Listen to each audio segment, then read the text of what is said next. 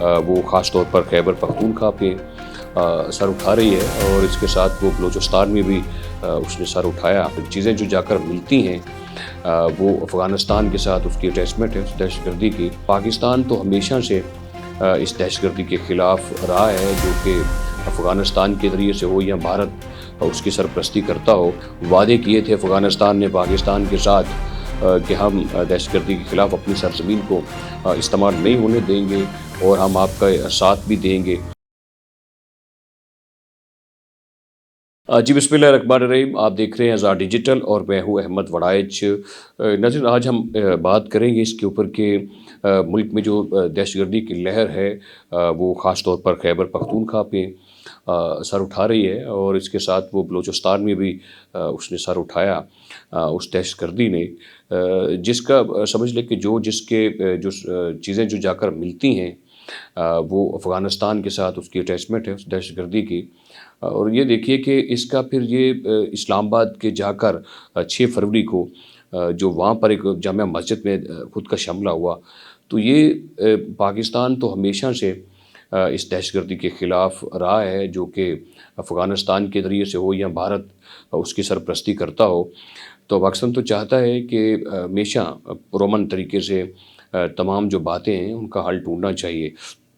लेकिन अब चूँकि ये दहशतगर्दी जब से सर उठा रही है और जो वादे किए थे अफ़गानिस्तान ने पाकिस्तान के साथ कि हम दहशतगर्दी के ख़िलाफ़ अपनी सरज़मीन को इस्तेमाल नहीं होने देंगे और हम आपका साथ भी देंगे, लेकिन चूँकि वो अपने ठिकाने जो अपने उसने दिए हैं दहशतगर्दों को, तो वो उसकी ठकाई करने से वो ठीक हो रहे हैं। अफ़गानिस्तान जो है वो अपना मुस्बत किरदार अदा नहीं कर रहा जो उसको करना चाहिए था। यही वजह है कि हालिया तौर पर समझ लें कि बन्नू का एक वाक़या हुआ और ये बजौड़ का वाक़या हुआ, और ये बन्नू में हालिया आपको याद है कि लेफ्टिनेंट कर्नल जो है वो शहज़ादा गुलफराज वो शहीद हो गए और उनके साथ एक सिपाही थे करामत शाह, वो शहीद हो गए। और ये समझिए कि हालिया अभी ये कोहाट में हमला हुआ है। पुलिस लाइन्स की पुलिस वैन थी, पुलिस मोबाइल, उसके ऊपर जिसमें डीएसपी समेत 7 लोग शहीद हो गए हैं। तो ये जो सारे लोग हैं जो दहशतगर्द हैं, इनका चाहे पाकिस्तान के टीटीपी से ताल्लुक़ हो, बलूचिस्तान से जो बीएलए है उसके साथ ताल्लुक़ हो, अल-कायदा से ताल्लुक़ हो, दाइश से ताल्लुक़ हो, अफ़गानिस्तान के दहशतगर्दों से ताल्लुक़ हो, वो दो दर्जन से ज़ायद जो दहशतगर्द हैं वो अफ़गानिस्तान में पनाह लेके बैठे हैं, वहाँ पर तरबियत हासिल कर रहे हैं। तो ये फ़ितनल हिंदुस्तान है, फ़ितनल ख़वारिज हैं, इनकी जो रूट्स हैं वो जाके भारत से मिलती हैं, ये भारत से फंडेड हैं और ये समझ लें कि अफ़गानिस्तान की सरज़मीन को इस्तेमाल करते हैं पाकिस्तान के ख़िलाफ़।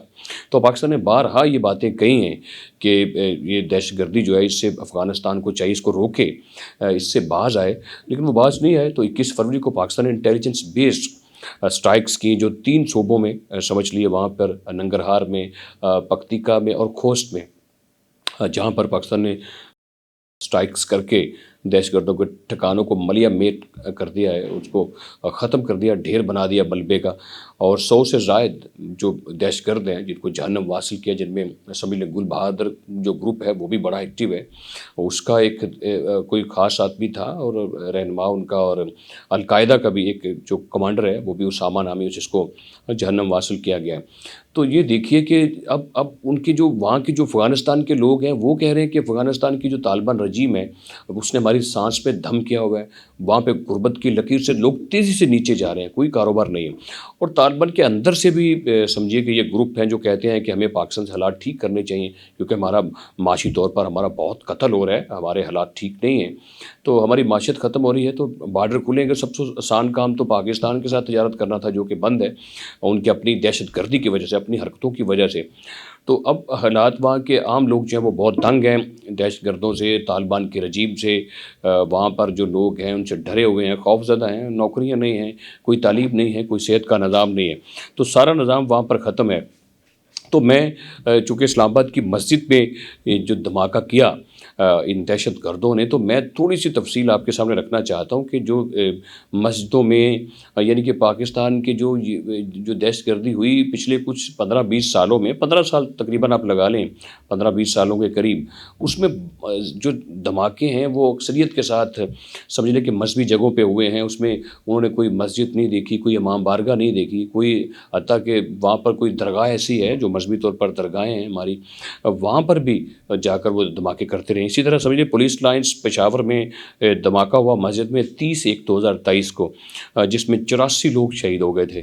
سندھ شکارپور کی مسجد میں 30/1/2023 کو انہوں نے دھماکہ کیا جا کر وہاں پر خودکش، اور وہاں پر 61 لوگ شہید ہوئے. اس طرح 4/3/2022 کو پشاور مسجد میں دھماکہ ہوا جس میں 62 لوگ شہید ہو گئے. اس طرح درا ادم کھیل میں قومی مسجد ہے جہاں پر 5/9/2010 کو انہوں نے جمعے کے دوران دھماکہ کیا جس سے 66 لوگ شہید ہو گئے. اس طرح محمد ایجنسی میں 16/9/2016 کو خود کا حملہ ہوا، 36 نمازی شہید ہوئے. ہنگو میں 4/2/2012 کو بازار کی مسجد میں دھماکہ کیا، 40 لوگوں کو شہید کر دیا. پارا چنار امام بارگاہ میں دھماکہ ہوا جہاں پر سمجھ لیں 23/6/2017 کو ہوا جس میں 67 لوگ شہید ہو گئے. اس طرح اسلام آباد کی مسجد میں جو حالیہ 6/2/2026 کو دھماکہ ہوا، 30 کے قریب اور 200 سے زائد لوگ زخمی ہوئے اور 30 کے قریب لوگ شہید ہو گئے. داتا دربار میں 2010 کو 1/7/2010 کو دھماکہ ہوا، 8 لوگ شہید ہوئے. اب یہ دیکھیے کہ یہ درباروں کو نہیں چھوڑا گیا، درگاہ جو ہماری مذہبی طور پر لال شہباز قلندر جو ہماری درگاہ ہے وہاں پر 16/2/2017 کو 90 لوگ شہید ہو گئے تھے، وہاں پر دھماکہ ہوا. بری امام سرکار کا دربار ہے ہمارے اسلام آباد میں جہاں پر 27/5/2005 کو دھماکہ کیا اور تقریباً کوئی سمجھ لیں کوئی 20 کے قریب لوگ شہید ہوئے تھے. اس طرح حضرت سخی سرور جو کہ ڈیرہ غازی خان میں جن کی درگاہ ہے وہاں پر 3/4/2011 کو دھماکہ کیا، 50 لوگ شہید ہو گئے. اس طرح ملک کی جو بڑی مساجد ہیں، امام بارگاہیں ہیں، چاہے ہماری درگاہیں ہیں، تو وہاں پر جو دہشت گرد دھماکے کرتے رہے ہیں اور لوگوں کو، مسلمانوں کو شہید کرتے رہے ہیں. تو میں یہیں پر ان کے متعلق ایک بات کہنا چاہتا ہوں کہ جو دہشت گرد ہوتے ہیں ان کا کوئی مذہب نہیں ہوتا، ان کا کوئی رنگ نہیں ہوتا، ان کا کوئی روپ نہیں ہوتا، ان کے پاس کوئی انسانیت نہیں ہوتی، ان کے پاس کوئی قانون نہیں ہوتا، ان کی کوئی زمین نہیں ہوتی، کوئی سرحد نہیں ہوتی، کوئی ملک نہیں ہوتا، ان کا کوئی مذہب نہیں ہوتا، ان کی کوئی سوچ نہیں ہوتی، ان کا کوئی نام نہیں ہوتا، ان کی کوئی پہچان نہیں ہوتی. یہ صرف ظالم ہوتے ہیں، ظالم دہشت گرد ہوتے ہیں، دہشت گردی کرتے ہیں اور یہ ظلم کرتے ہیں. ظلم کرنا ہی سمجھ لیجئے کہ ان کا جو وہ شیوا ہوتا ہے. اور میں سمجھتا ہوں کہ یہ ابھی ان کو دہشت گردی کی اس لہر کو ختم کرنے کے لیے ریاست پاکستان نے جو فیصلہ کر لیا ہے کہ چاہے دہشت گردی کا تعلق کسی کالعدم تنظیم کا پاکستان کی اندرونی حدود کے ساتھ ہے، چاہے وہ بیرونی حدود کے ساتھ منسلک ہے، کسی صورت ان کو معاف نہیں کیا جائے گا، ان کو چھوڑا نہیں جائے گا. جس کے لیے وزیر داخلہ محسن نقوی صاحب کی ہم باتیں سنتے رہتے ہیں، وزیر دفاع خواجہ آصف کی باتیں، اور سب سے جاندار جو بات ہے وہ ہمیشہ میں کوٹ بھی کرتا ہوں کہ وہ میر سرفراز بگٹی جنہوں نے کہا کہ ہم ان دہشت گردوں کو ختم کرنے کے لیے ان کے لیے ساتھ 1 سال تک لڑیں گے. اور آخر میں جاتے جاتے یہ ضرور کہنا چاہتا ہوں کہ اس دہشت گردی کو ختم کرنے کے لیے ان کی مالی معاونت کو ختم کرنا ہوگا، ان کے جو سوشل نیٹ ورک ہے، جو سماجی تعلقات ہیں وہ ختم کرنا ہوں گے، اور جو سیاسی سرپرستی ہے وہ کہیں سے بھی ان کو اگر مل رہی ہے، ملک کے اندر سے یا باہر سے، جو سرپرستی ان کو مل رہی ہے ان سرپرستوں کو بھی ختم کرنا ہوگا اور نیشنل ایکشن پلان کے اوپر کام کرنا ہوگا. اور دہشت گردی کو ختم کرنے کے لیے نئے سرے سے اگر کوئی پالیسی بنانی پڑتی ہے تو وہ بنانی چاہیے، کیونکہ ریاست اب مزید اپنے بچوں کے جنازے نہیں اٹھا سکتے. کیونکہ کب تک آپ اپنے جوانوں کے، اپنے افسروں کے جنازے اٹھاتے رہیں گے، کب تک آپ ان کے بچوں کو یتیم کرتے رہیں گے، کب تک یہ ریاست اپنے بچوں کو خون میں نہاتا ہوا دیکھتی رہے گی. تو یہ بہت ہو گیا. اب اس دہشت گردی کے خلاف فیصلہ کن کارروائی کرتے ہوئے ان کا مکمل طور پر کلا کما کرنے کا وقت آ گیا. جیسے فیلڈ مارشل سید آصف منیر نے ہمیشہ کہا کہ یہ چند جو 100 لوگ ہیں بلوچستان کو ہم سے الگ کر لیں گے، یا یہ دہشت گرد ہیں یہ ہم سے الگ کر لیں گے کسی چیز کو، تو ہم ان کو ضرور ختم کریں گے. اور DGI-SPR بھی اس کے متعلق ہمیشہ بریفنگ دیتے رہتے ہیں ان دہشت گردوں کے خلاف. تو میں ہمیشہ یہ کہتا ہوں، میں آج پھر کہتا ہوں کہ پہلے کیپٹن سرور شہید سے لے کر آج کرنل شہزادہ جو فراز گل ہیں ان تک، کسی ایک فوجی جوان اور افسر اور کرامت شاہ تک کسی ایک کا بھی خون رائے گا نہیں جائے گا. سب کا بدلہ لیا جائے گا اور ریاست سب کا بدلہ لے گی. کسی ایک کا خون بھی نہ رائے گا جائے گا، نہ کسی کی قربانی ضائع ہوگی.